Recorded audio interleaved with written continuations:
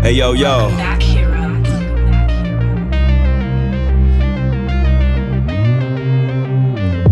Yo, check it. This my special attack, 100 swords, 100 episodes, and here's to 100 more. Who got next? Place your change on the cabinet. Air Combo University graduates juggle my enemies before tagging in the Masters Hero. Pros in action, toe tagging champions getting active. The message will always get near you. Return to the dream team, Spider-Man and Strider hear you. When the mask is on, I can't promise Cyclops to keep his glasses on. The handshake was potent. The inner glow shown as a mega optic blast, trailing behind the Shinku Hadouken. How you gon' dodge both of them? Blast you down to the last atom. Best regards from the proton cannon you couldn't fathom. If you were raised on gaming and put a controller up, I'm old enough to study the meta before I bless you.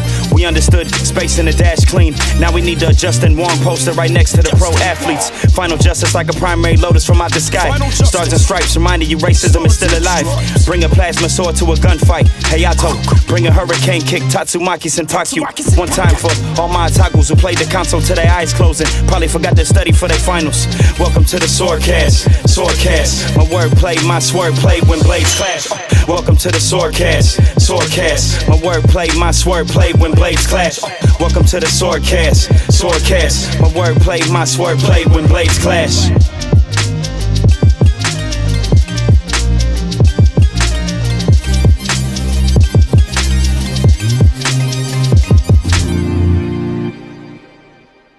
Recording. Boom. Fucking god damn it. Oh, man. Excitement to start the podcast. Oh. Yeah, we're live. Whoops. Boom. Hey, what's going on, all you crazy cats and dogs out there? Yeah.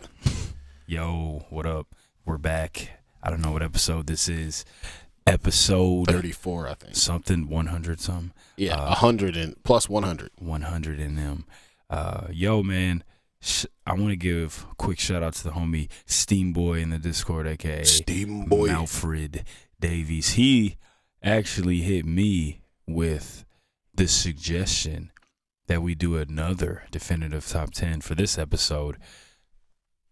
And that's what we're going to do for the first time in SwordCast history. For the first time in forever. Oh my God. My Frozen fans. But seriously, for the first time, we're doing two definitive top 10 episodes in a row. So let's get it. Los Dubles out here. Los Dubles. So shout out to Alfred Davies. That top 10, we'll get into it a little later. You guys sent your lists in. And I have to say, I'm proud of you guys. Not bad. Man. Not bad. You guys are doing. You guys have not had an Indiana Jones / Sonic 3. This is, by the way, that's an inside joke. If you haven't, Well, yeah. if you're not up on SwordCast lore, you know we got some of that here. If you're not up on SwordCast lore, we always do these definitive top 10 lists where we have all these people. We have all the Discord fans. I reach out to some of my friends, some other people, and we have them send in their top 10 favorite of whatever the subject is. And then we do a point system, and then we come up with one big list that isn't kind of an average of everybody's list together. The reason we say there's no Sonic 3 or Indiana Jones is because when we did the video games list, Jesus Christ. Sonic 3 was on that list, and Sonic 3 is not a bad game, but Greatest game of all time? it had no business being on Top that 10 list. game of all time, dog? And then when we did what was it? Was Indiana Jones on the film characters list? Yeah. And we did a favorite film characters, and Indiana Jones ends up on the film characters list. Just say Harrison Ford. That would have been so much better. Doing? Hey, I just like Harrison Ford. What y'all doing? That's fine. Harrison Ford's cool. Mans was stealing ancient artifacts. Right. Just Come like, on now. Right.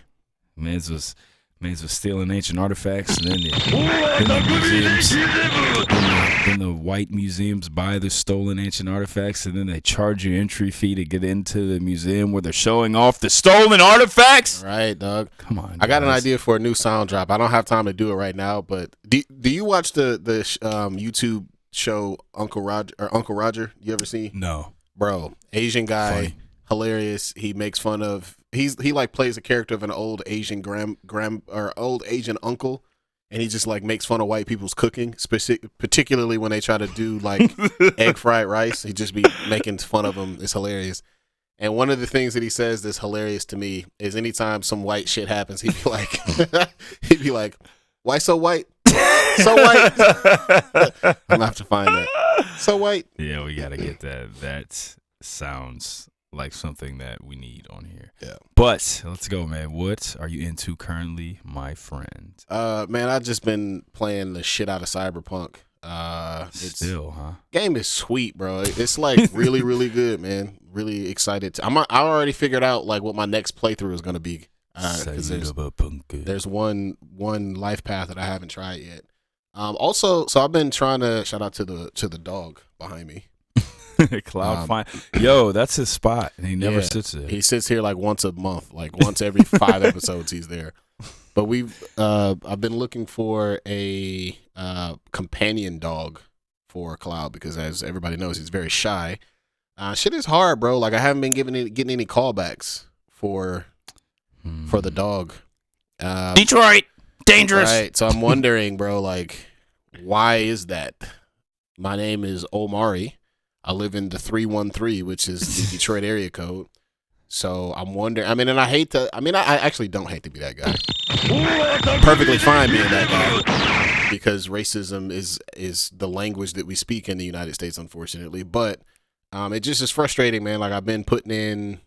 Just look at the numbers. I've been putting in applications for dogs for like the past 2 weeks. And I've gotten exactly 2 callbacks out of like 20 dogs. That's like a 10% clip. Hey, what's that nigger Omari looking to see if he can adopt one of our dogs? What's that? Live in Detroit? Nah, kind of live on 7 Mile a little bit with some gang activity nearby? Nah, I don't know about that. We're gonna wait for Kyler and fresh out of college with no job or apartment. Oh man! And we're just gonna give him a dog because he's a good boy. Dude, I just really like this dog. I just really like Milo. Like he's really cool. My dad bought the place up the street. He fixed it up really nice. Dude. Actually, we own this. Funny thing is, we actually own this rescue now. So I'm just gonna go ahead and take Kyler. I'm just gonna take Milo, and I'll see you later. Thanks. It's frustrating, bro. So we'll see how it goes. Hopefully, we'll figure something out. Trust fund Kyler. Get something for Cloud. Get him a little get bud. Get him a friend. Yeah. Build some social skills out here. Yes, sir. Shout outs to the Cloud man. Cloud Burger. God damn it. Cloud Burger. But yeah, man. You know me. I've still been playing Tekken. You know what? I took your advice. I played Tekken, won like a lot, kept going up, and I said, you know what? I'm having a good time right now. Yep. Let's not ruin it. The wall's coming, bro. So I turned it off. Quit playing it. The wall of I won't be able to win anymore unless I play 12 hours a day. And that's what coming. You don't want to run into. And I'm grown. I don't have time to do that. Like I'm not going to be able to do it. It's inevitable too. Because then you start getting to the point where you're only gonna win if you play so much. You have to know all characters' movesets, not because you're using the character, but because you have to know what to expect. You have to know what to expect and how to defend it. I was super excited about Street Fighter 6, and I still am. Did you get into the beta? I didn't. God fucking damn it! I'm just I'm a little nervous now because like.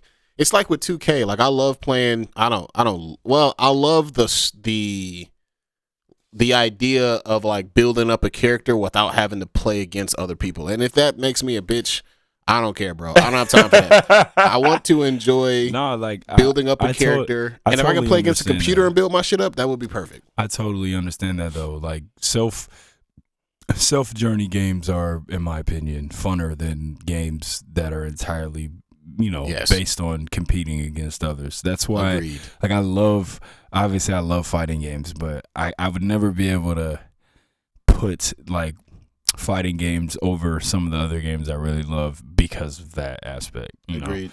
But I've been playing that, but I also, man, so the last couple of years, everybody, you guys all know how much I love Vagabond. It's my favorite manga ever. But another manga that a lot of people have been telling me to check out is Berserk. And I've always said I was always reluctant to check out Berserk, kind of the same reason why I was reluctant to check out Vinland Saga is because, these are like non-Japanese stories, like kind of European, like fantasy world stuff and Scandinavia and like Viking stuff. And it's like we have so much of that in other, in other media and other outlets of like fictional material. So I've never really been like on edge to check those things out. But I have heard so much about Berserk and the similarities that it has to Vagabond and like the similarities that Guts has to Musashi and Vagabond and this art style is so amazing and detailed. I've seen some of the panels and they look incredible. So I finally decided that, you know what, I'm gonna start reading Berserk. And while I was reading it, I'm not a fan of because Netflix has the new Berserk anime, but it's in that 3D style and it just looks so bad. I can't do it. But I do. I did watch when I was a teenager. I did watch the old I think it came out like 96 or 97 Berserk anime, and that anime was actually really good. And I never finished the whole thing, so I actually found it on YouTube because it's not on any streaming things. I've never been able to find it, and I actually watched all 25 episodes, and I have to say, man, it's a masterpiece. Hey, incredible, so good. We'll talk about the manga in a second, but does the anime make any things for you? Yes. The anime, the old Berserk anime from the 90s, I would, for sure. Probably, something would have to get probably kicked out of my top 10 because it's definitely in the top 10. It's so strong. Good. Like, and you already know how I feel about 90s anime. It's all so good to me. The animation, the music, like the soundtrack is so good. The story is amazing. And so the Berserk anime from the 90s, so good. Definitely a masterpiece. Definitely one of my all-time favorites now. And then the manga, like I'm not super far. I'm on volume 5, I think. But I'm kind of mad because I bought some of the individual ones and then I found out they have the big giant collection ones that have like multiple volumes in them, like how Vagabond does. So I'm going to try to find some of those, but it's good, man. Like incredibly dark, and really, really dark. But I'll say this, the darkness serves a purpose in Berserk. Sometimes when you watch an anime or you read a manga, like it's just super violent, super dark. And it doesn't really, that's just kind of the nature of the story. It's not like really serving a bigger purpose. I think in Berserk, all those things really are what builds the characters. You know what I mean? Like all these characters have like gone through some insane things. You know what I mean? And just like the relationship between Guts and Griffith, and I'm kind of at the part now in the manga where like they're all the true nature of Griffith is starting to come out. So it's just like some incredible stuff, man. Some incredibly written characters. So I'm excited to go on this Berserk journey. Like I said, the anime for the 90s is an all-timer. It's so good. And I'm kind of curious, why do people never talk about Casca from Berserk? This is the girl. Mm-hmm. From what I've seen so far, this has to be one of the best female anime manga characters ever, pretty much. As far as one, she's a strong character, but two, she's just like her story and the way that her character is written is really good too. I'm just surprised that you don't hear about this character more. You know what I mean? She black? Yeah. Holy shit! I don't remember that from the 90s, and she was like dark. Yeah, she's dark. She's pretty dark, man. Wait a minute. So I think she's very clearly black. I don't think there's any. Why don't I remember? I remember watching the original manga. I mean, the original anime back in the 90s. You got to remember though, when we're kids, we weren't really thinking about stuff like that and that. You know what I mean? I hadn't been activated yet. Yeah, I don't think we were. I think we were just looking at it like, oh, dope, she's black. You know what I'm saying? Yeah. But now it's like, whoa. You know Yeah. what I mean? So, but yeah, man, Berserk, fire, 90s anime, top tier, masterpiece. Manga so far, incredible. Can't wait to get further. Guts, man, that's man's been through a lot, Bro. Good character, very, very, very Yeah. good protagonist, man. Yeah, Like Guts is definitely one of the most like hardened bastards dog, ever. it's man, yeah, so good. I'm glad I Now here's a question for you. A lot of folks talk about Guts as one of the top anime swordsmen ever. What has he shown as far as tech that would have you think anything? I think what he has shown me so far is complete and utter like loyalty and obsession to the sword, and just like that being his sword is his outlet for so many things, and in this show he really goes into great detail of how he in the manga and in the show about how he uses, that's all he cares about. So like he just uses his sword to block out all the other things he's been through in his life, and it keeps him busy, and you know he doesn't want to think about anything else. But it also, you know, I'm at the point now where he's kind of had a situation, you know, killed somebody he didn't really want to kill, and it messed him up. And you know what? They kind of don't really shine too much light on it. It kind of happens. I'll just come out and say it. Spoiler alert. So early in the Berserk story, there's a moment where, so real quick, I'll get up to speed. Guts he's like born. First of all, I let you look that up yourself. The way that he's born is incredibly sad and messed up. Anyway, he's in this band of mercenaries, and their leader is this guy named Griffith. Him and Griffith have become like friends, and Griffith is the antagonist in the story, but you don't really start seeing his true motives until, you know, you read for a little bit. Anyway, Griffith basically, they start getting employed by this kingdom, and Griffith wants Guts to assassinate this king who tried to kill Griffith. He tried to have him killed. So Guts basically, you know, being his friend, and he answers to him and does what he needs. So he's like, okay. And Griffith explaining to him like the job of an assassination, because Guts is used to being on the battlefield. You know, he's used to being on the battlefield fighting armies of people and stuff like that. So he's like, yo, this has to be kind of a stealth thing, you know, and like nobody can see you do this, and you know, nobody can see it. So he's like, okay. So it's really dope because he puts on like this hooded cloak, and you know, he's like being stealth mode and everything. It's kind of funny because he's doing the stealth thing and he still has a giant 300-pound sword on his back. Right. But anyway, he sneaks into, you know, the quarters of this guy, and he assassinates him. He kills him, but the guy's son, I think his name was Adonis, if I'm not mistaken, young kid, man, like maybe 12, you know, maybe a little younger, sees it. And Guts freaks out because he sees it, and he kills him. And then when he kills him, he like instantly is like, oh my God, like what did I just do? And then he like grabs the kid's hand, and he's like, hey.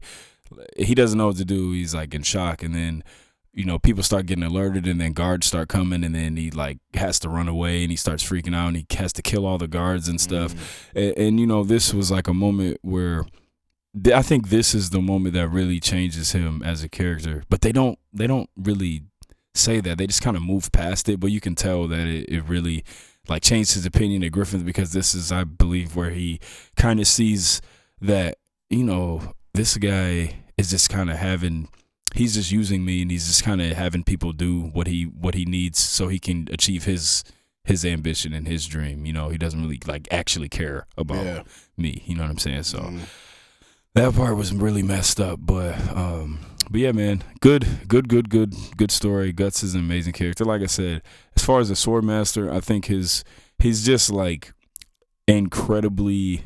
I'll say Strong. he's just he is very strong. But I'll say he's incredibly devoted to the sword. I'll say that right now.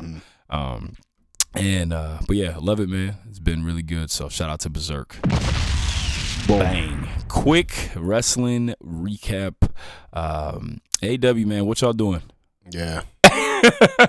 Now, why y'all fighting so much? Weird. We got just more weird AEW conflict. Andrade and Sammy. What the fuck even is that about? I don't know. I don't even. Whatever. But AEW did sign Bandito. Bandito's dope. Shout out to him. Stop signing people, Tony Khan. But hey, if people keep leaving, I guess why not sign somebody else? Bandito is dope, man. So I hope he does something. I hope they do something good with him. Dynamite was good. Rampage was good. I'm kind of worried that Pac is about to leave Death Triangle because they keep making him cheat, and Pentagon and Phoenix are kind of off it. They're kind of off it, and they're also kind of that like. It's gonna be hard for them to ever be heels because they're so cool and they're so good. You know what I'm saying? That it would take a lot because they tried that. Remember, they tried to make Lucha Bros heels and it doesn't really work because they're too sweet. Yep. But so yeah, man. So I'm kind of worried Pac's gonna leave. Shout out to Brian Cage finally getting on TV. Yeah, he's been off TV for like 2 years. The match of him and Wardlow was good. That was dope. Shout out to can't say it enough. I think Athena is by far the best girl on this roster, man. I hope she gets some type of title shot soon. Yeah. Jamie Hayter, man, she's good too. Top. I think maybe her, MJF, and maybe like who else would you say is just the most unanimously over wrestler in the company? Because she's top 2. The crowd loves her. Yeah. I hope they capitalize on that and do something with her too. And she's good. So shout out to Jamie Hayter. WWE, man. I mean, also AW. If y'all don't do Cowboy and the Bandito tag team with Bandito and Adam Page, y'all are tripping. But yeah, man, WWE Extreme Rules. Triple H in the chair. It was good. Everybody, we all knew Bray Wyatt was coming back, but I think just seeing him back was really dope. It was dope to see the reaction that he got. Yeah. Because I love Bray Wyatt, man. I think the guy's a genius. Me too. I think he is like just a creative mind off the charts. I think he can wrestle. He's got a dope finisher. He is so good. So I hope they do right by him this time. I mean, we've all been searching for the guy who's going to beat Roman Reigns, and in my opinion, I think this is it. Yeah. Now that he's here, for sure. I think this is it. It was dope to see him come back. Like I said, get the love from the fans. I always say WWE's biggest dropped ball in the history of their company. And Lord knows they got a ball pit full of them. Right. But I think their biggest dropped ball, man, is Bray Wyatt losing to Undertaker at WrestleMania. Yep. Should have never happened. He should have been unbeatable, man. So shout out to Bray Wyatt. Extreme Rules was good. And as much as we make fun of Seth Rollins, he's having a great year. So shout out to Seth Rollins, man. Boom. Wrestling recap. All right, man. We're old. We got some anniversaries to celebrate here. First, 30-year anniversary of the block button. I'm sorry. 30-year anniversary of Mortal Kombat. Yeah. Hey, man.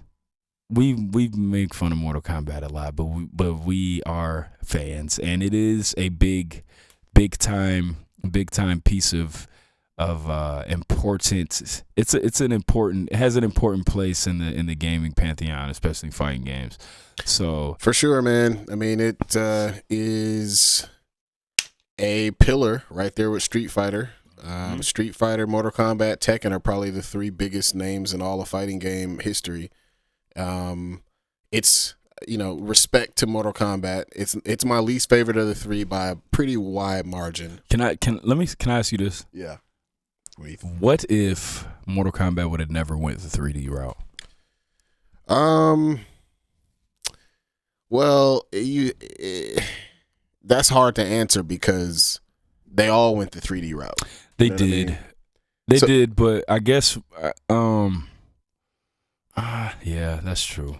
Like, if you're asking me what I have rather seen, but the thing I think with Mortal Kombat is like, even when it was 2D, it's not. It doesn't play the same way like a Street Fighter does, and that's why. And I do love Mortal Kombat. I like the characters, and we always say like Mortal Kombat and Tekken have the two best stories out of all the, without question, all the fighting games. But I just don't like the way that people move on Mortal Kombat. That's always been my. It really. thing. We make the joke about like the guys putting their toys out and just putting action figures, slamming them into each other. But even the way that the characters jump, it's like how you would lift up your action figure to make him do a jump kick. Oh my gosh, man! Yeah, the physics of the game I've never liked. It's always been like that. They just like they jump and they just. It's just something about it just never felt right. Whatever. We're here to celebrate. We don't want to talk shit about Mortal Kombat. We know that's a very beloved game. Now, you asked an interesting question though. I think a more interesting question is what would happen if instead of investing into the 3D models, even though Street Fighter and Mortal Kombat are still 2D, like in terms of the gameplay. Mm-hmm. What if they had invested that into like high quality 2D sprites? Yeah. There's something about that look and feel that I always will like better. Same here, man. You know what I'm saying? 100%. Now, I will say though, Tekken 6 or Street Fighter 6 looks really fucking good. It does look dope. It looks really, because they don't look as, I hate it. And again, everyone loves Street Fighter 4. That's like the pro gaming scene. That's like their favorite. I hated how big and blocky the characters were. I did too, man. I did My not favorite like that Street shit. Fighter will always be the third generation. Third Strike, Alpha 3. But I agree, man. I don't like how it looks. They all look like Rob Liefeld. You know what I'm saying? Yeah. Designed them all. And Ryu is so jacked. They're so huge. He's like He-Man, bro. Alex looks like he's bigger than the Incredible Hulk. He's gigantic. But yeah, man, Mortal Kombat again. They are coming out with another animated movie. It's about Kenshi, who's my favorite Mortal Kombat character, with blind swordsman guy, and I think Sub-Zero. So that looks actually really good. It looks like a Kenshi origin story too. Yeah, it does. It looks pretty cool. So shout out to that. But yeah, man, Mortal Kombat. I think. What was your favorite Mortal Kombat game? Probably Ultimate 3. That was the purple one with all the characters. With literally 100,000 characters. I think that's probably mine too. Yeah. That game was awesome. I remember having that. I remember having the strategy guide for that game. I used to play that shit in the arcade all the time. Yes. That's definitely mine too. Ultimate MK3 Fire. Had it on Sega. It was a big hitter at the arcade too, like you just said. Shout out to the MK3. So yeah, man, loved Mortal Kombat 30-year anniversary. The film, the original movie from the 90s, fire. The sequel though, Mortal Kombat Annihilation. Right, bro. Hey man, that movie is trash. That shit weak as hell. Again, man, another 30-year anniversary. Yu Yu Hakusho, one of my favorite anime of all time. 30 years. Man, we're old. Dark Tournament, still the GO arc to me. An anime. Shout out to Hir-O. Yu Yu Hakusho, man, it's a classic. That's another show that I see people always talking about. They need to remake it. No, hands off. Stay away from it. They're not gonna. That's like saying. Should we remake Dragon Ball Z? Bro, that's what people. Actually, they already did. Sorry, Dragon Ball Kai. I don't know why people are always wanting remakes. Just leave it, man. It's a classic. Let it be. Do you consider an HD like upgrade? Do you consider that a remake? I'm not mad at that, but just don't go back and, you know what I'm saying? They can do that. That's fine, but don't go back and redo the show though. We don't need that. Do you have any faith in the Netflix anime or the Netflix live action? Nope. I wish they would stop trying to do live action stuff. No. But I'm gonna watch it because I'm dumb. Yep. Shout out to Yu Yu Hakusho, man. We already know it's one of my favorite anime of all time. Number 3 to be exact. Boom. Classic. But let's go, man. Give us a House of the Dragon update. Did you get your fast forward and your time skip? We did. We got another time skip. Looks like it's been about 6 years. All of the teenagers are now young men, and the kid that got his eye cut out last week, Aemond, donning the eye patch now. Bro, that motherfucker is a gangster. I mean, if I got my eye cut out as a 10-year-old kid, I think that would probably push you to be a pretty battle-hardened individual. That nigga ain't about. He not about none of the bullshit.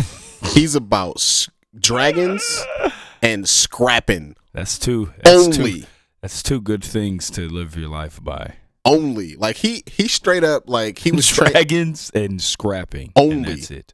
He was in the turn. He was there was a scene here where he was training with Kristen Cole, who is an important character, neither here nor there. And he's the Lord Commander of the Kingsguard, so he's like a big deal. And he was training him in the yard, and he beat him in like a sparring match. And Kristen, earnestly looking to congratulate him, was like, "Hey man, like great job. You're gonna be winning tournaments in no time." That motherfucker said, "I don't give a shit about tournaments, bro.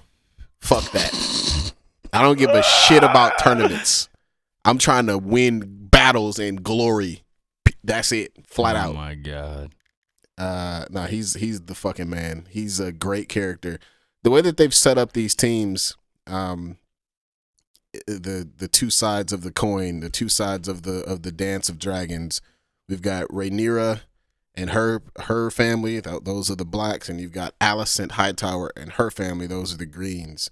It's just such a bro. All right, check this out. This is such a complicated, like family tree. So I'm gonna try to explain the family tree.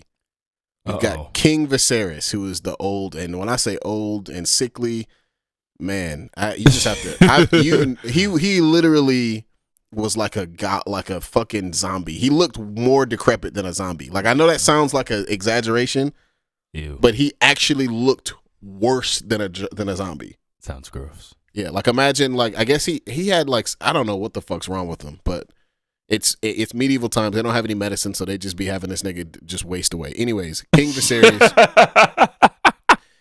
he doesn't have a male heir. He's the king. He doesn't have a male heir. Okay. So his oldest daughter, Rhaenyra, is sort of the main character. So we got his daughter there. Then you've got Alicent Hightower, who was Rhaenyra's best friend when they were younger. But Alicent Hightower is a young girl who ended up marrying Viserys as he was older and had his two children, Aegon and Aemond. Aemond is the guy with the eye patch. Now, the problem is that those are two true-born male heirs to King Viserys, which means technically, it means that for lack of any other explanation, they have the best claim to the throne. The problem is that Viserys has named Rhaenyra his heir, and that's never been done because she's a girl. Like that's like shit, like you can't name. And so like by doing that, he's divided the realm. Some people support Rhaenyra because that's what the king straight up said. Like, yo, that's who I want to be the next ruler. She's gonna be queen. Fuck everything else. Right. Other people support Alicent's sons, Aemon and Aegon, because they're true-born male heirs. So that's one side, and then you've got Rhaenyra and her children. So this is where it gets complicated. Rhaenyra first marries Laenor Velaryon, who is the son of the sea snake, the black guy with the dreads, the white dreads, with the silver locks. Yeah. Corlys Velaryon, his son.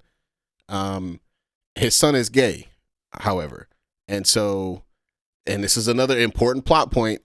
They have 3 children together, and they are children, but is he their actual father? And again, in the book, it's a little bit more ambiguous. In the show, that nigga is black. Like Laenor Velaryon is black, full stop. Oh, okay. And so, you know, the 3 boys, Jacerys, Jacerys Velaryon, Lucerys Velaryon, and Joffrey Velaryon, they all came out white, like lily white. So like they're making it clear in the show, like, nah, those are not his kids, like clearly. And so that's a big deal. The open secret in the court is that everybody knows that they're bastards, that they're not really her kids, but like the king refuses to admit it. He refuses to see it. Rhaenyra, she's gonna do whatever she wants. So those are those three boys. Then by a bunch of crazy circumstances, I'm getting around to the point eventually. 1 second. So then you got Daemon Targaryen, who was the king's younger brother. He married Laenor, the black guy. He married her sister, and they have 2 girls, Baela and Rayla, I think. I don't know. I can't remember their names. So then their mother dies. Their mother was the one that got burned, who commanded her dragon to burn her to death. And then Rhaenyra then went to marry her uncle, Daemon Targaryen, the king's brother. So together, they now have 2 boys, Aegon and Viserys II. And then there's she's pregnant with another girl. So you've got 2 girls and then 2 boys. You've got Lucerys, Jacaerys, and Joffrey. And then on the other side, Daemon's kids, you've got Baela and Rayla, I think.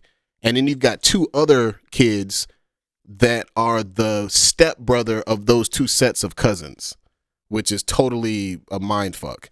So there's 8 kids all together, all with underneath that one household, and they all got tied up with like a sort of a claim to the throne, kinda. Anyways, all that said, those are the kids, those kids that I named, those are the folks that we have to watch grow up, because when the shit hits the fan, they're gonna be the ones doing the scrapping and doing the fighting.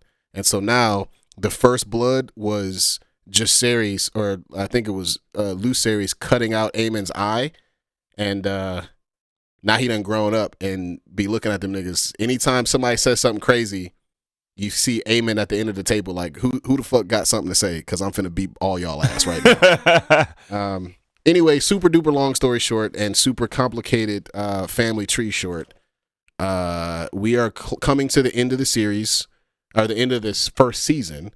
The kids are young adults. And I'm curious. I thought Viserys was gonna die. He died at the end of this episode. I thought he was gonna die at the end of the series, because obviously it's clear that he's on his way out. So I thought he was gonna die at the end of the season, but he's dead in season 8. So I don't know what they're gonna do for for episodes 9 and 10. But I imagine that they're gonna be pretty dope. So very excited. We'll see what happens. Boom.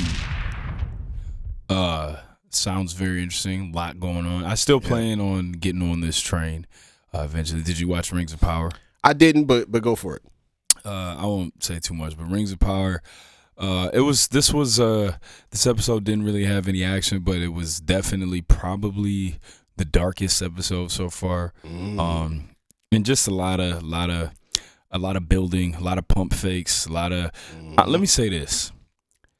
I think that we need to stop trying to guess. No, I want to know who the fuck the person is. I think we need to stop trying to like guess all these things, because I don't think they're going to answer them anytime soon. I think they're just flat out building these new characters.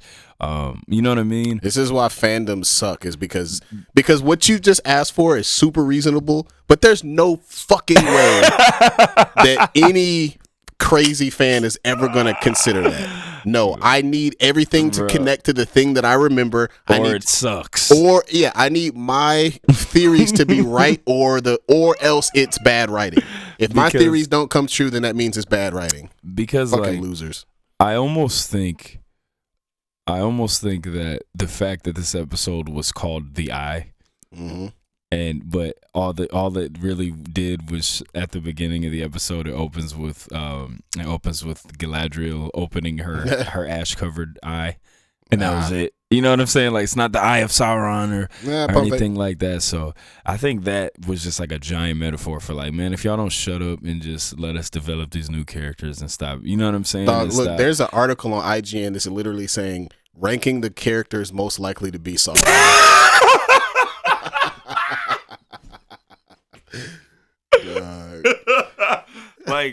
like, bro, I'm willing to bet that he has not even been in the show yet. You know what I'm saying? Like, I would actually, feel more confident in that. So I think that we just need to stop trying to figure out who Sauron is, who Halbrand is. Like, Halbrand may very well just be this lost king. Just some guy. Just some asshole. You know what I'm saying? Or, or who Adar really is, or who the stranger really is, or, what's in Durin's little box. You know what I'm saying? Like, I just think that we need to just chill, man. Just watch it and let these things unfold. But like I said, this episode was pretty dark, man. Like, it was, the aftermath of Mordor forming and erupting and like destroying. And now the ending of episode 6 was bad, right? We saw we saw Mount Doom erupt and it started destroying it. But like, now you see the damage that did, and it's horrible. It's sad. It's so messed up. A lot of people died. A lot of people got injured. So we see that, bro. There's a scene in the beginning where there's a horse on fire and it's just running. It's terrible. So that was really sad, man. And then we start to see, kind of some new little pairings. It's interesting that Galadriel is now kind of paired up with Theo, and she's kind of like trying to protect him, and so their little relationship. And then Isildur got caught under a burning building that was falling over. So now everybody is under the impression that he died. His dad, his friends, they all think he's dead, which obviously he's not, because Isildur is a very prominent character in the future story of Lord of the Rings. But that was interesting. So his dad's pretty pissed off right now at Galadriel, because this was all her doing, getting them out there and rallying them to be in that position that they were in for that to happen in the first place. The Queen of Numenor, she's this is a big spoiler, man, because I don't know, you want to cover your ears or something? Go for it. But she has now, she's blind. Like, all the ash and everything, and the effects of Mordor erupting, it like permanently messed her sight up. So, but she seems like, instead of kind of turning her shoulder to Galadriel and kind of not wanting to be involved with her anymore, she's pretty on deck now to stop the orcs and to stop the dark army of Sauron and everything. So seems like we're gonna get a big battle here pretty soon. All the sides coming together. I love it when the sides start coming together and the battle lines start to get drawn. And then this episode had a hilarious. So they did this thing. They did this thing where it was like, where they're talking to Adar, and then like the orcs like, what are we gonna call this land? And he's like, and because they used to be called the Southlands, and he's like, oh, it's not the Southlands anymore. And then it like, you see the font and it says Southlands, and then it like gets burned away, and then it says Mordor. It was super dramatic. It was hilarious. Right. It was kind of corny, but I thought it was funny. So get the Fish of Mordor review. We see those.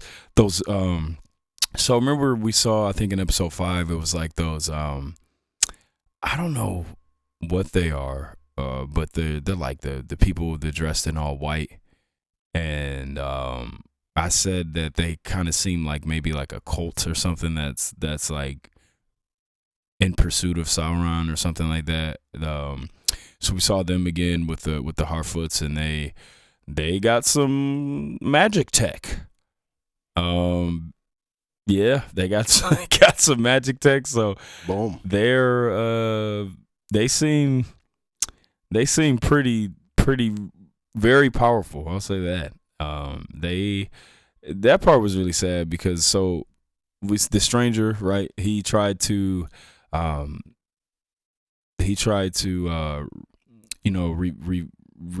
revive a tree that got that was dead because of everything going on, and he tries to revive this tree, and a branch breaks off and it falls on this little girl. So then they all get mad at him, of course, and he ends up leaving. I had a problem with that. Why on earth would you, if even if he was bad, right? If you had this guy this close to you and he's this powerful, why would you let him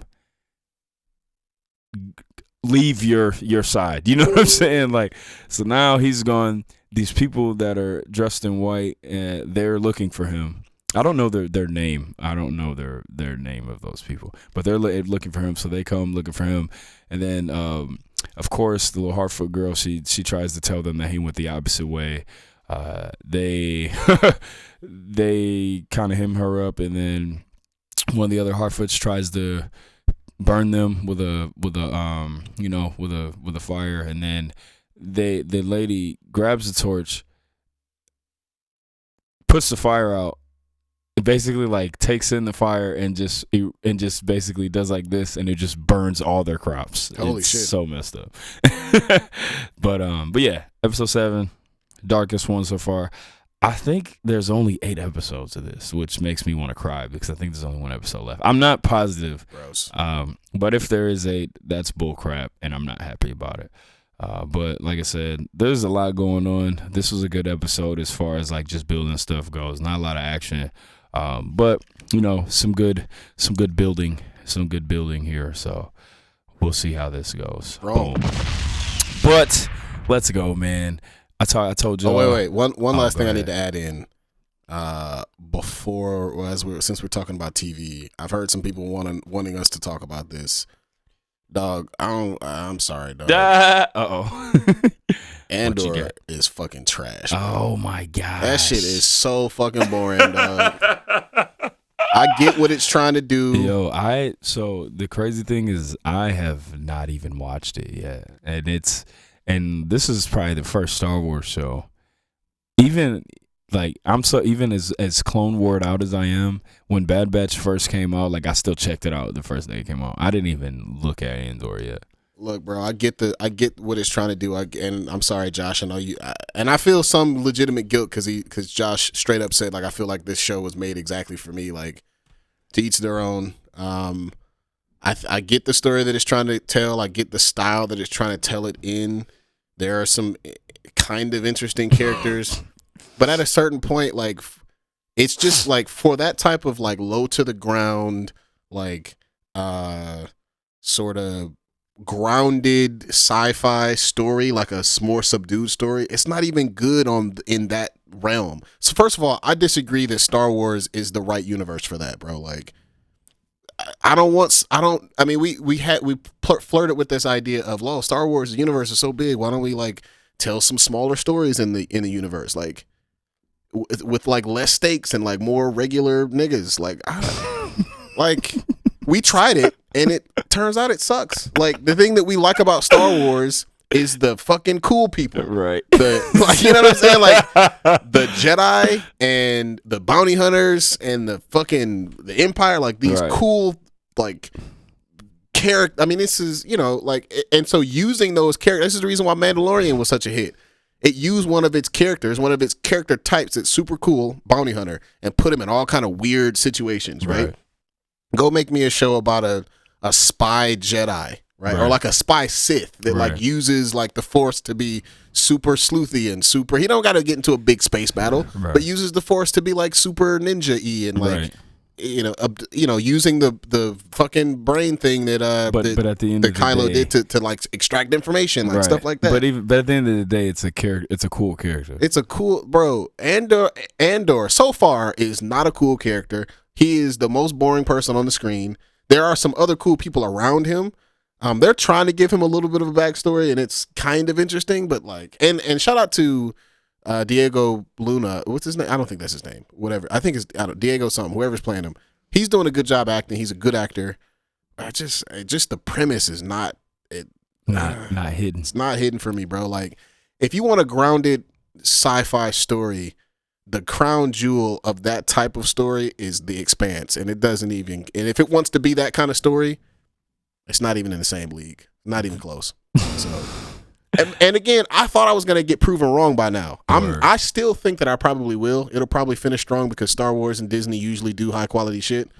But I I thought it would happen by now. I'm starting to worry. Like, am I going to end up being right about this? Oh. Is this shit going to end up being all the way weak, like from start to finish? I hope not, man. I want people to enjoy new stories, but I wish I could be a part of it, but I am not feeling this shit so far. Oh, man. Bummer. Anyways, moving on. But yeah, man, it's time for this. Let's get into this definitive top 10. Shout out to the homie Steamboy, aka Malford Davies. He hit me up and he was like, yo, we should do a top 10 to celebrate the anniversary 30. Again, we're old. Of Cartoon Network, dog. Yeah. Let's go. The anniversary of Cartoon Network. We all love Cartoon Network, man. That was kind of if you grew up in the 90s or the 2000s, whatever, it was either Nickelodeon or Cartoon Network or both. You know what I'm saying? So we're going to get into, so I got everybody's list, and obviously we did what we always do. But before we get into this list, I want to know, what is your Cartoon Network origin story? Because I think that this wasn't for us, people our age, right, at least, right? Kids that grew up in the 90s, not everybody had Cartoon Network. No, I didn't. I didn't have cable until I was like in high school. Right. So the only time I ever watched Cartoon Network was either at Edmund's house or at my grandmother's house. And I remember Nickelodeon was first, and I remember really liking Nickelodeon, obviously. But then I also remember when Cartoon Network first came out, it was like all like older cartoons. Yeah, that and like Turner, because I think the origin story is that they like there was a. Like Turner needed a place to play those old cartoons. And they had all those Hanna-Barbera shows that were really good, and that's kind of my man, same. You know what I mean? I did not have Cartoon Network. We did have Nickelodeon, so I was always a Nickelodeon kid. But I had cousins and friends who had Cartoon Network, and we'd go over there, and I would just be, or and you know what? When I was a kid. When I was young, my dad, he actually had Cartoon Network, and when I would go over there, whenever, every other weekend or whatever, I just remember watching Cartoon Network over there and just being like, yo, these shows, like, what are these shows? You know what I mean? Because it was so different. And that's kind of my experience too, is that it was the old cartoons at first, like it was like SWAT Cats and like Pirates of Darkwater, and like those are like some shows that I was obsessed with, and like Johnny Quest, and they used to show like, everybody talks about Space Ghost Coast to Coast, but the real Space Ghost cartoon was on there. And I remember there was this show called something Boy and Frankenstein Jr. or something like that, and then it was like like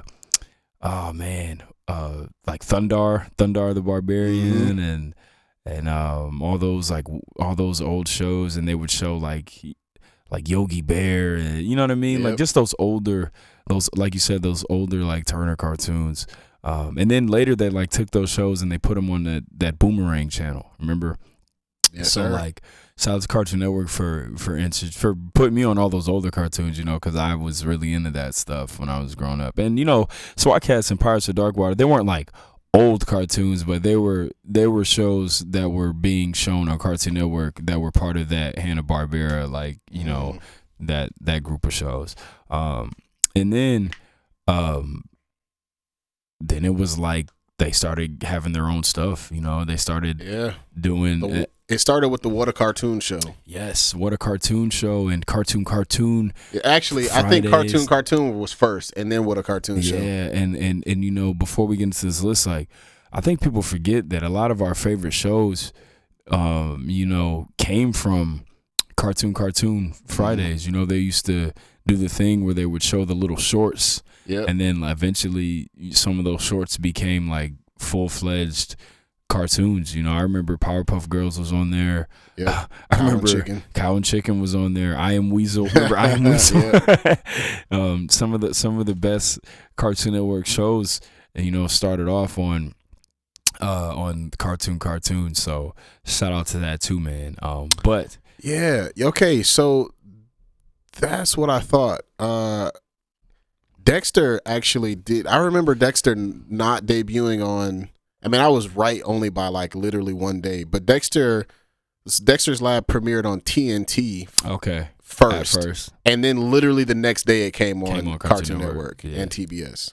Yeah. So But yeah, again, like, and then when we talk about Cartoon Network, like not only their original programming, but it also was big in just exposing us to these shows because they were broadcasting them. You know what I mean? Because like I said, like those Hanna-Barbera cartoons and those shows weren't made by Cartoon Network, but they were broadcast by Cartoon Network. So we all saw them and, you know, got interested in them. Same with, and like, you know, we're not using anime for this, but Toonami, like how many kids did Cartoon Network put on anime through Toonami? Like I saw everything on Toonami for the first time, like Rurouni Kenshin, Dragon Ball Z, Cowboy Bebop, Gundam Wing. Yep. You know what I mean? They showed so many shows on Toonami, anime shows, that for the first time, that was my first time seeing them. Outlaw Star, man. Such a good show. Yep. So shout out to Toonami, man. Thundercats, you know, that all these older cartoons that they were showing. Really dope, man. So also Adult Swim, you know what I mean? Like getting into the weird late night, you know, shows that they were showing. So did we decide that was okay or no? Adult Swim, yeah, Adult Swim was good to go. It was just in that case, I have to change something. So it was just no anime. No anime, yeah. So with that said, man, you guys all sent your list in, and I'll say this. I think this is a really good list. I am not mad at this list at all. I think it represents kind of those two eras. I think, you know what? I'll say this.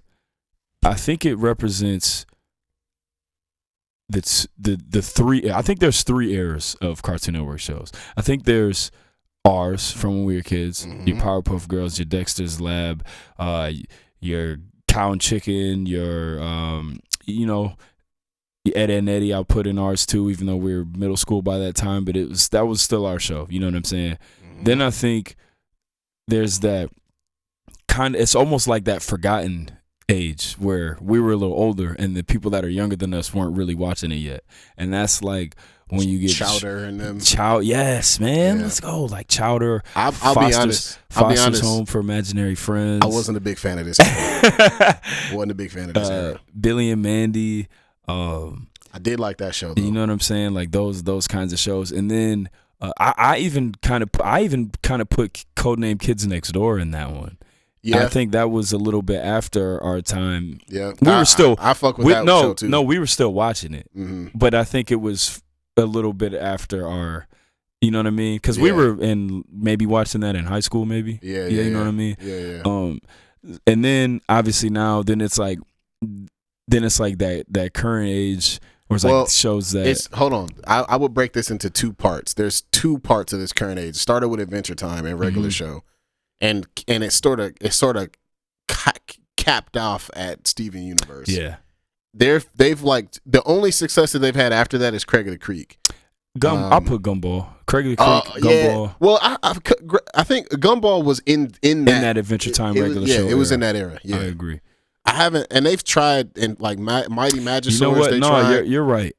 You're right, because it was like regular show and Adventure Time was like that new age. Yeah, and we were adults, but we were like, yo, this shit is. They're funny. Finally making good. Like this is good. No, the reason why is because they're all our age now. Yeah. We are making these shows, and that's why they're so funny. Yeah. You know what I'm saying? We get the humor exactly.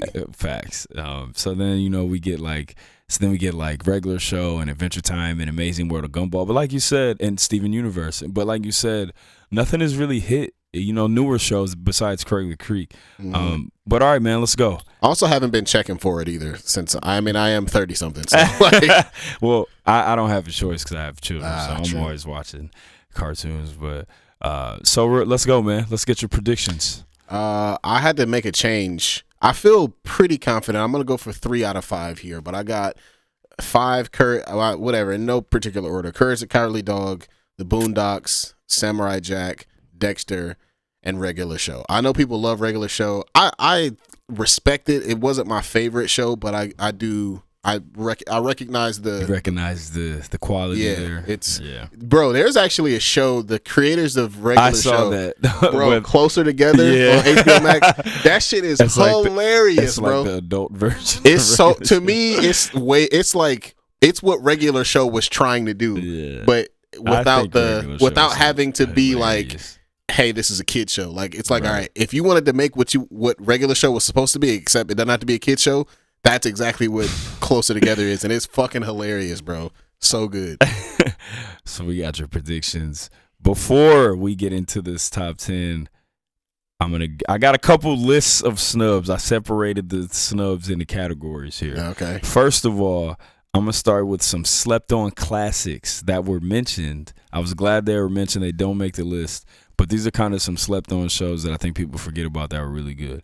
Foster's Home for Imaginary Friends. That was the only one out of that era that I actually liked. I liked that show. I thought it was really dope.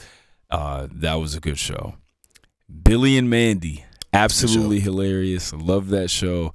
I think a lot of people forget before it was made into Billy and Mandy, it was Grim and Evil. Well, it was Grim and Evil on yeah. And then it was the Grim What Adventures. a Cartoon Show, I think. Yep. And then it was the Grim Adventures of Billy and Mandy. Mandy, And then it was Billy and Mandy. Hilarious. Yeah. Death as the Jamaican. He was hilarious, bro. And shout out to Irwin. Irwin was the little black kid. He was so funny. Shout out to Billy and Mandy, man. Love it. Two Stupid Dogs. Bro. Hilarious. I still remember the theme song and everything. I used to love that show. Stupid Dogs.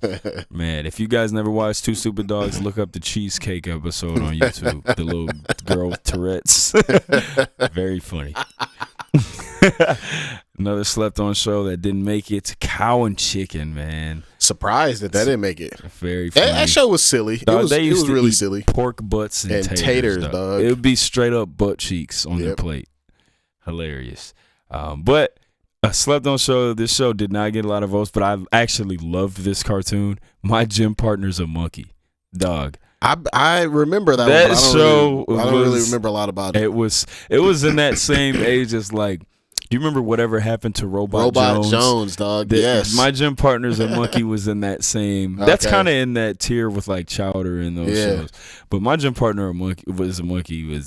Dog, I got hilarious. the funniest memory of whatever happened to Robot Jones is the opening scene where this nigga Robot Jones comes down the stairs and says hello to his parents. It's so stupid, but that shit stays with me. That nigga said, "Good morning, mom unit." "Good morning, dad unit." Yeah, me cracking up, dog. Man, good shows, good weird shows. But let's go, man. Again, and then you know what? Special shout out to Ben 10. Ben 10 got some votes, didn't make it. And I'll say this is surprising. Nothing from Adult Swim makes the top 10. Wow. So I'm gonna I think that must be because people didn't understand the instructions, dog. You think so? I think so. Well, I don't know because a lot of shows got a lot of votes. They just didn't make the list. Okay. All right, let's see. The Adult Swim show with the most votes that didn't make the list, Rick and Morty. The second most votes from an Adult Swim show that didn't make the list, Aqua Teen Hunger Force. Really? The third most votes for a show that didn't make the list, The Boondocks. Bro, I'm so disappointed. What are we doing here? And then we got C-Lab 2021 and BoJack Horseman on the bottom end of that. C-Lab is funny. I never watched BoJack Horseman, but C-Lab was good. Then your biggest snubs that did not make the list. These three. Oh shit! Wait! Hold on. Before we get started, before you say anything else, I'm changing out. I'm sort of cheating a little bit because Boondocks already lost. Okay, yeah, but no I'm Adult Swim shows. I'm sweet changing that out for Powerpuff Girls. I cannot believe I almost forgot that. Okay. What an idiot. Got it. All right, cool. All right. These are your three shows that got the most votes that did not make the definitive top 10. Mm-hmm. Teen Titans. Okay. Teen Titans. Disappointing. TEENTITANS. Teen Titans. Let's go. Good show. Mm-hmm. The second most votes that didn't make the top 10 list, Justice League. Really? I'm surprised. I'm surprised that wasn't really a Cartoon Network show, though, was it? I think it was, but I didn't really. I mean, didn't it? It was like a Saturday morning cartoon show, didn't it? It used to come on with like right after like. Yeah, in that same era, it did. But Cartoon Network played it. They did play it. They aired it a lot. Fair enough. In the movies too. But the show that got the most votes that did not make the top 10 list, And I gotta say, man, don't shoot the messenger. Oh, come on. I never liked this show. Oh, interesting. I never liked this show. I'm sorry. I thought it was boring. I didn't think it was as funny as everybody else thought it was, and I used to turn it when it came on. Courage the Cowardly Dog. I agree. I didn't fuck with that show either. Wow. I didn't fuck with it either. Uh-oh. I know a lot of people loved it, but it was a little too weird for me, man. I think people like the idea of it more than the actual show. I think people just really like Courage. I think everybody thinks Courage is really cute, and they like want to protect him because he's scary. Just weird. Didn't really care for that show. Yeah. But let's go, man. Starting it off, the definitive top 10 SwordCast favorite Cartoon Network shows. What we got? Coming in at number 10. Adventure Time. Come on, grab your friends. Really low for Adventure Time. Adventure Time. Starting the list off at number 10. 10, huh? Yeah, this list is very kind of first generation heavy. I'll say that. At the top. It's coming at number 10. We got Adventure Time. Hilarious show. Good show. Jake the Dog, Finn the Human. Love it. Marceline, Daddy, Why'd You Eat My Fries? That song is fire. But yeah, man, shout out to Adventure Time. It's a good show. I think it's one of the shows that me and my son both like. You know what I'm saying? So I think Adventure Time deserves a spot on this list for sure. Yeah.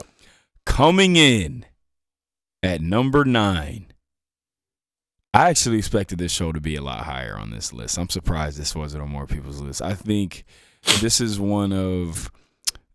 where non-anime shows really of this generation really started to build into like bigger plot ideas and like more lore, like on some anime stuff. And coming in at number 9, we got Steven Universe. I'm horrified that this is at number 9. Wow. Steven Universe at number 9. But at least it made the top 10. Like, I know a lot of people. It's newer. It's it's like the last of that second to last generation. It's like the last one. So Steven Universe at number 9. Great show. Great music. Yeah. Awesome characters. Bro, best music of any cartoon ever, maybe. It's absolutely phenomenal. So good. Music is incredible. Great show. Shout out to Steven Universe. Coming in at number 9. Like I said, I'm shocked. I wish it was higher, but Steven Universe, number 9. Boom. Coming in at number 8.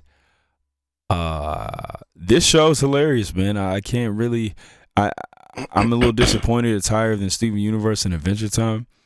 But the show is very funny. This is one of my kids' favorite shows. The Amazing World of Gumball, coming in at number 8. Yeah. Hilarious show, man. This show is super funny.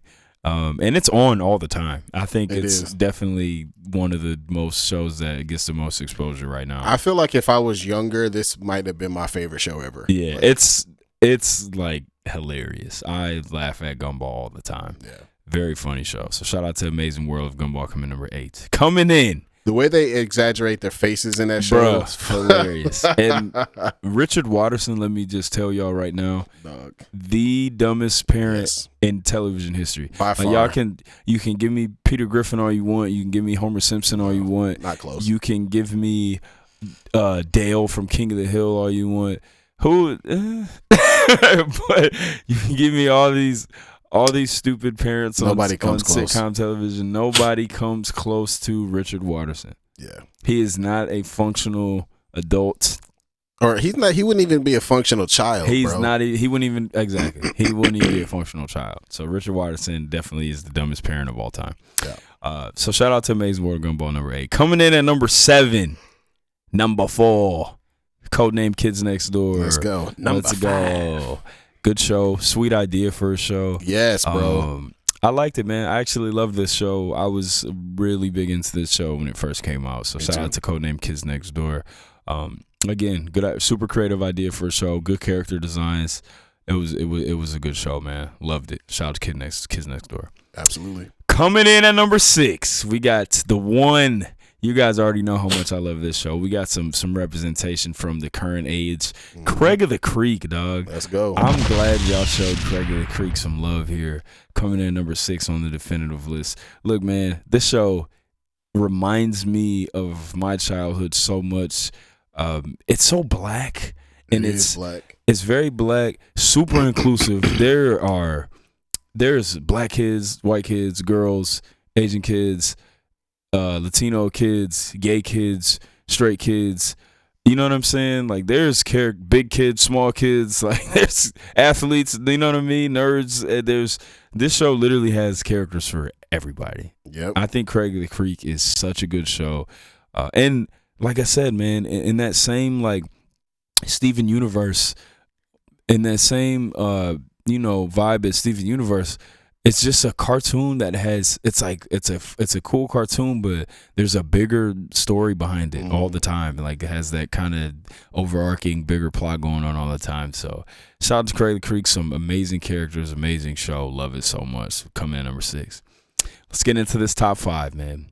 Coming in at number 5, Powerpuff Girls. Boom. Classic.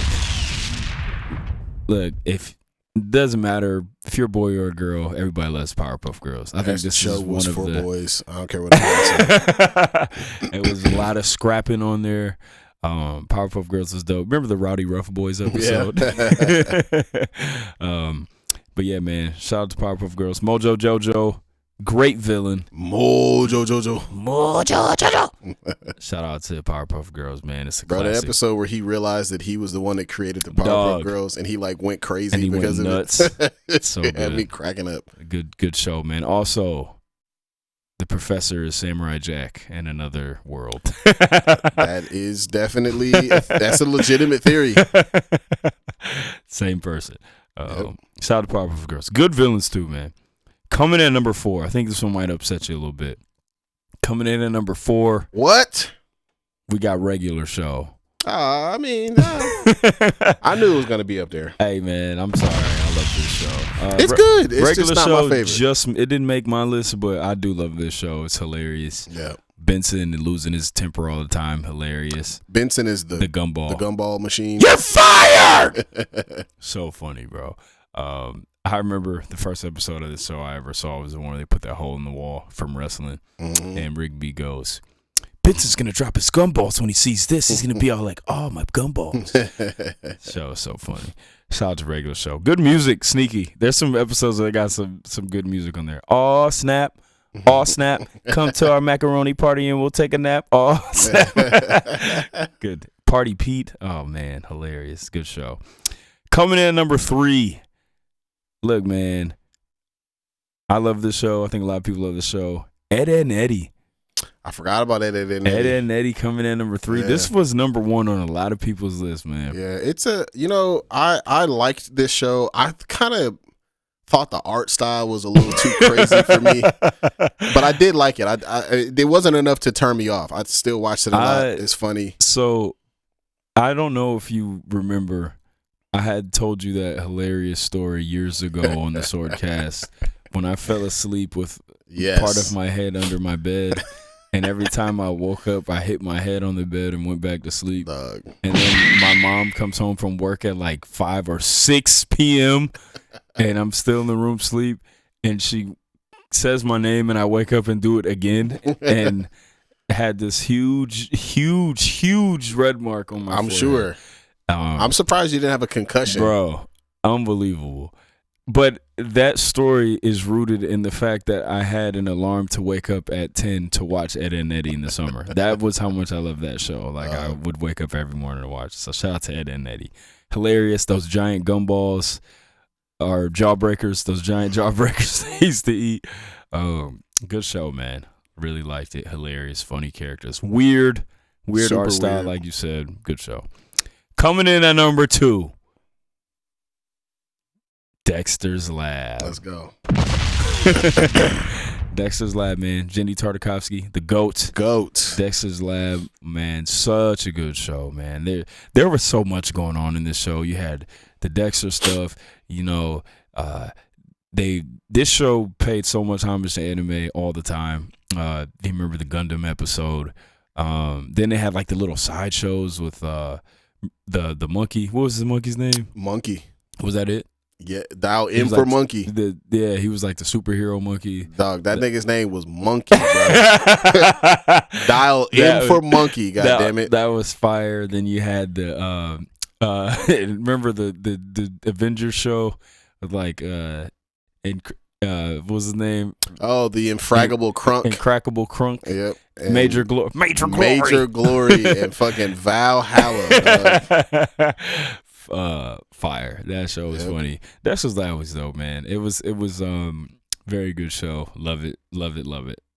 Like you said, like I know you love Dexter's Lab, but it was almost like an anime kind of. You know Absolutely. What I'm saying? So shout out to Dexter's Lab. But coming in at number 1, I'm not really surprised by this. But number 1, gotta get back to the past. Samurai Jack. Let's go.